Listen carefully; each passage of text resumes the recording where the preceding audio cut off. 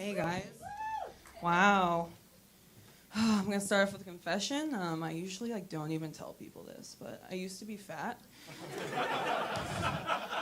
I went to this boarding school back in 2011, and it was like weight loss and health based. And usually when I tell people that, they're like, "Oh, I don't mean to be offensive, but was it like a fat camp?" I don't know. It was offensive because it was a fat school.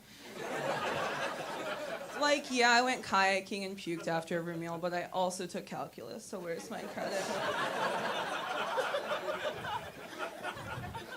Yeah, it was a pretty hostile environment. Everyone gave each other shit for being fat all the time, which I think is really weird. And I consider it to be low-hanging fruit, which you don't even think they'd grab at because it's fruit, but they did.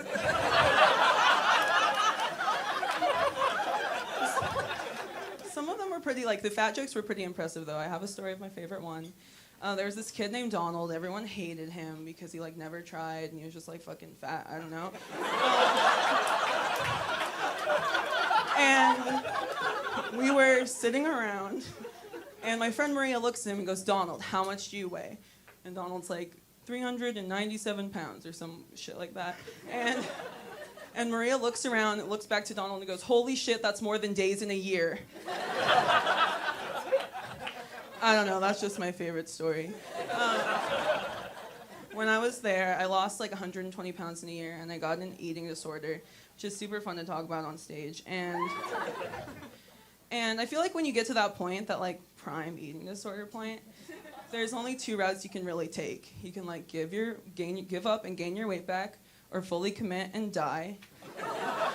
And sometimes I feel like I took the wrong route.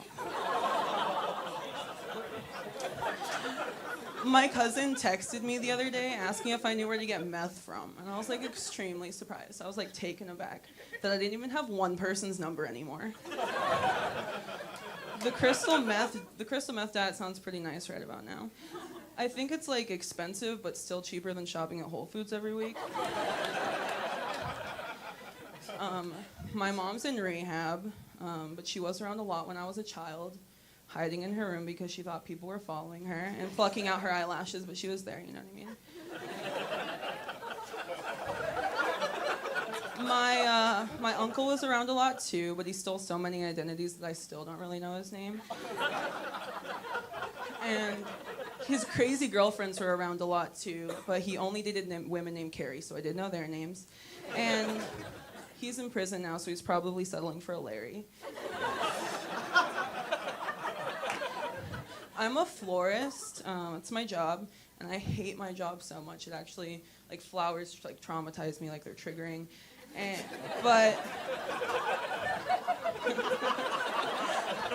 I'm also not the fattest person at work, so it's also my dream job.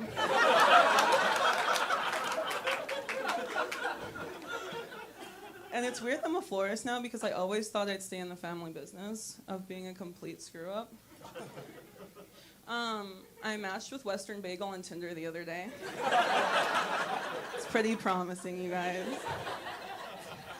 I've been on Tinder for a long time, and someone told me that I look like the type of girl that would catfish people on Tinder. Right. But I don't catfish people. My profile clearly states that I'm an investment.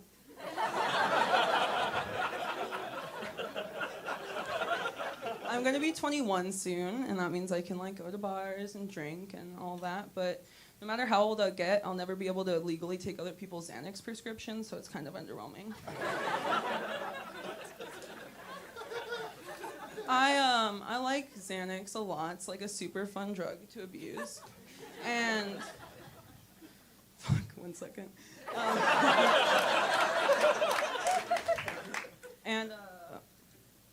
God damn it, I'm blanking.